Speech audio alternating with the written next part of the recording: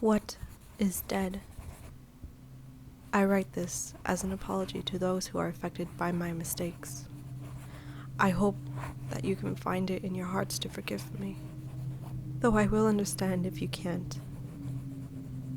My wife was terminally ill, and a few months ago she died.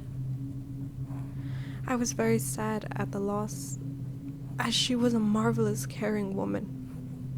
She was kind, and everyone that met her said that their lives were better for it.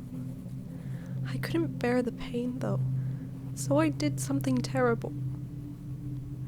I will not tell you how I did it or how I learned to, for enough damage has been done.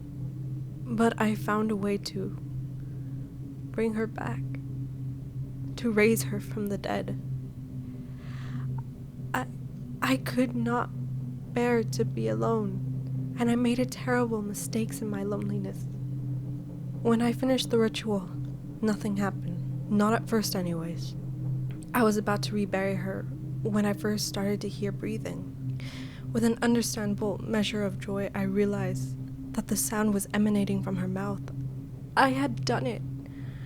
At the time, I could not fully understand what it was, but in my blissful ignorance, I carried her home. She was not the same. She was no longer caring, but a primal, instinctive beast. She howled and screamed, snarled at me whenever I passed. I was worried, not for my sake, but for hers. She could escape. She could go out and do something to get hurt. Let the record show that it was for her own good that I locked her in my basement. I never meant to keep her that way. I never knew that my actions would set a chain reaction of unfathomable horrors into action. I kept her there for as long as I could, but her screams grew more and more desperate. I was chilled to my very core by the screams of my betrothed, and before long I stood on the rain-slick precipice of insanity. I needed to do something.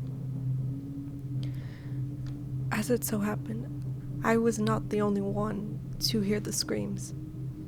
My neighbors began to show interest, eventually sneaking onto my estate to snoop around. I caught them in the act, and as I had no explanation for what they may have seen, I attacked them.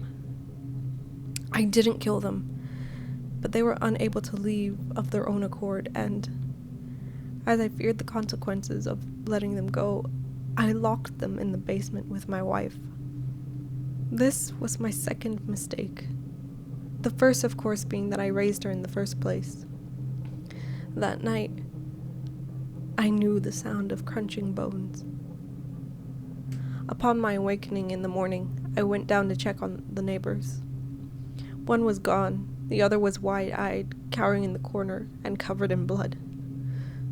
Something else was off too, though at first I did not know what. Then it hit me. The screams had subsided. My wife was asleep. She had fed, and now she slumbered. All this time, the screams were of hunger.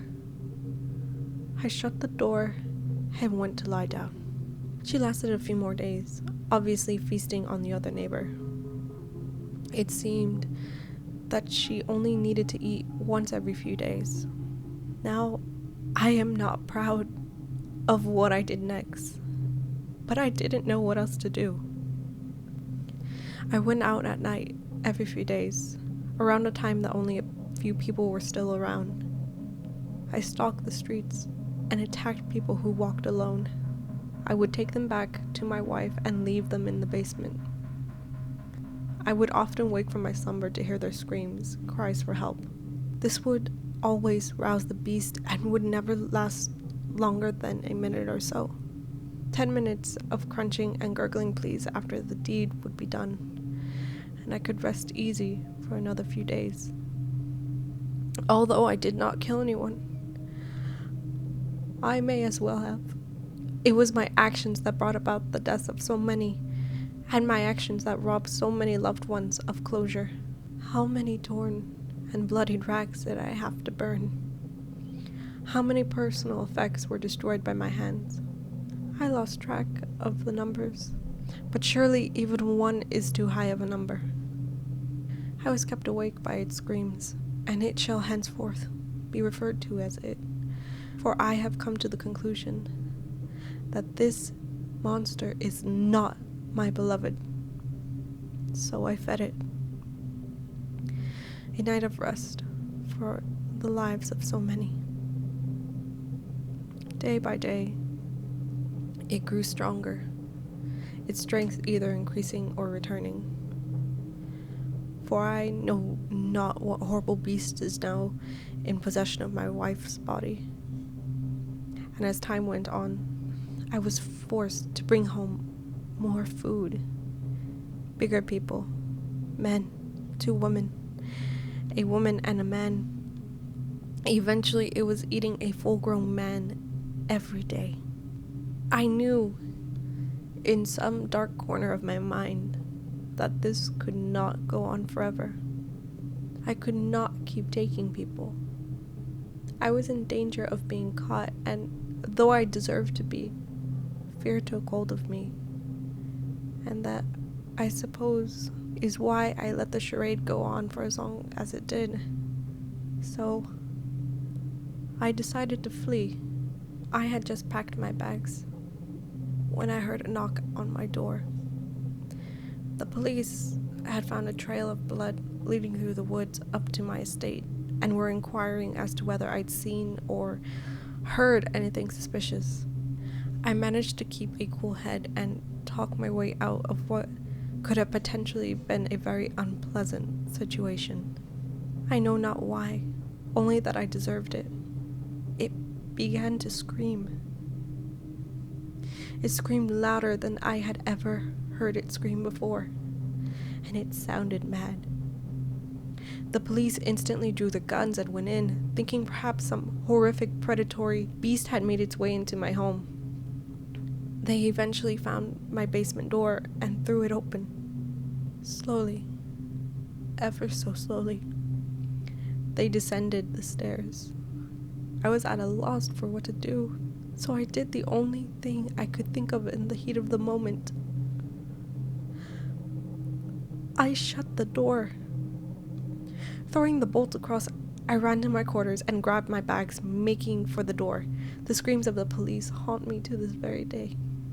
I heard the sound of splintering wood as that thing burst out of its cell. It was now loose in the house. I ran as fast as my legs could carry me out of there, out into the street of the town I had stalked, into the train, and I left that place far behind. My old home is a ghost town now, splashed with blood, yet no bodies remain. How I long to return to my estate, to gather up all of my research and burn it, so that this might never happen again. I have made many attempts to do so.